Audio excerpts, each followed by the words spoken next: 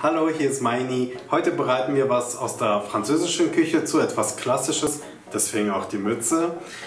Und zwar geht es um diese drei Kartoffeln. Einmal die Lorette-Kartoffeln, die Dauphine-Kartoffeln und Kartoffelkrusteln. Diese drei Kartoffeln bereiten wir zu, indem wir eine Dauphine-Masse machen. Dafür brauchen wir eine Kartoffelmasse und eine Brandmasse. Und wie man das macht, das zeige ich euch jetzt. Beginnen wir mit der Kartoffelmasse, mit der sogenannten Duchesse-Masse. Dazu schälen wir mehlig kochende Kartoffeln und schneiden sie in gleichmäßig große Stücke, damit sie gleichmäßig gar werden. Dann geben wir Wasser und Salz hinzu und lassen die Kartoffeln ein paar Minuten köcheln.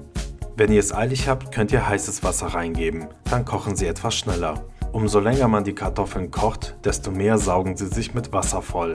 Wir wollen aber das Gegenteil. Unser Ziel ist es, das Wasser aus den Kartoffeln rauszubekommen, damit unsere Sättigungsbeilagen später beim Ausbacken nicht platzen oder reißen. Wenn die Kartoffeln gar sind und noch einen leichten Biss haben, schütteln wir das Wasser weg und lassen sie auf dem Herd ausdampfen.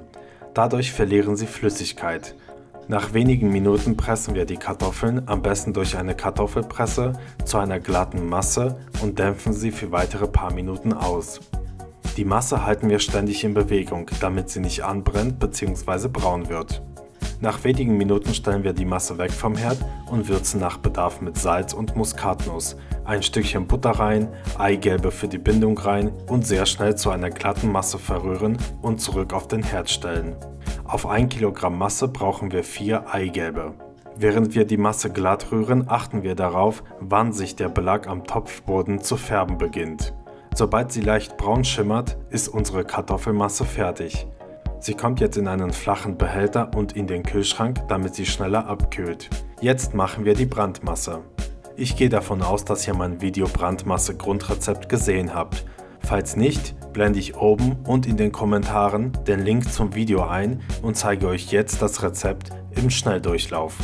Milch oder Wasser mit Salz, Zucker und der Butter in einem Topf aufkochen, das Mehl auf einmal reingeben und alles sehr schnell glatt rühren. Sobald am Topfboden ein Belag entsteht, dann nur noch wenige Augenblicke weiter rösten sozusagen, die Masse dann auskühlen lassen und die Eier drunter heben. Das war jetzt im Schnelldurchlauf. Schaut euch bitte das Video Brandmasse Grundrezept trotzdem an. So, jetzt sind wir schon fast am Ziel. Wir haben die abgekühlte Kartoffel und Brandmasse fertig und vermischen sie miteinander zu einer glatten Masse. Die neue Masse nennt sich Dauphine-Masse. Das Verhältnis ist bei mir 1:3. Das heißt, auf 100 Gramm Brandmasse kommen 300 Gramm Kartoffelmasse zusammen. Wenn ihr euch auf die Kochprüfung vorbereitet oder die Dauphine-Masse so zubereiten wollt, wie es in den Lehrbüchern für Köche steht, dann nehmt ihr bitte das Verhältnis 1:2. Also auf 100 Gramm Brandmasse kommen 200 Gramm Kartoffelmasse. Die Dauphine-Masse könnt ihr natürlich mit Kräutern und Gewürzen aufwerten, wenn ihr wollt. Zum Beispiel mit Bärlauch, Schnittlauch, Safran, Trüffel und so weiter. Bei den halbmondförmigen Lorette-Kartoffeln kommt zusätzlich Parmesan in die Masse.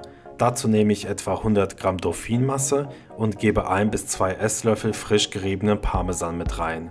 Jetzt beginnen wir mit der Zubereitung der 3 Kartoffeln. Das Frittieröl ist auf etwa 170 Grad erhitzt. Wir haben die vor uns liegenden Pergamentpapierstücke eingeölt und spritzen gleichmäßig große Stücke auf das Papier. Die Lorette-Kartoffeln schneiden wir in der Mitte durch, in etwa 5 cm lange Stücke und formen sie zu halbmondförmigen Stücken. Ich persönlich mag die Lorette-Kartoffeln etwas lieber, weil sie durch den Parmesananteil in der Masse besonders würzig sind.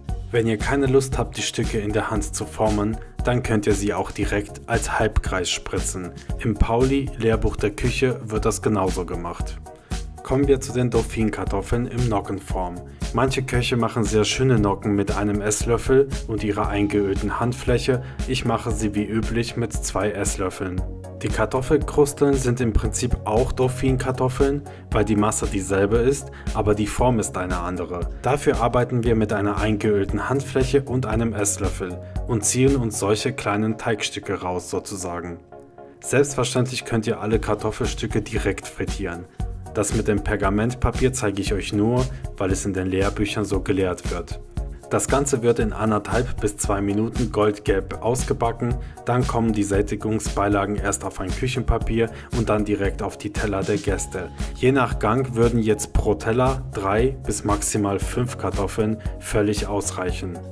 Hat euch mein Video gefallen? Dann empfehle ich euch auch meine anderen Rezepte zum Thema Teige und Massen hier auf meinem Kanal. Viel Erfolg beim Zubereiten!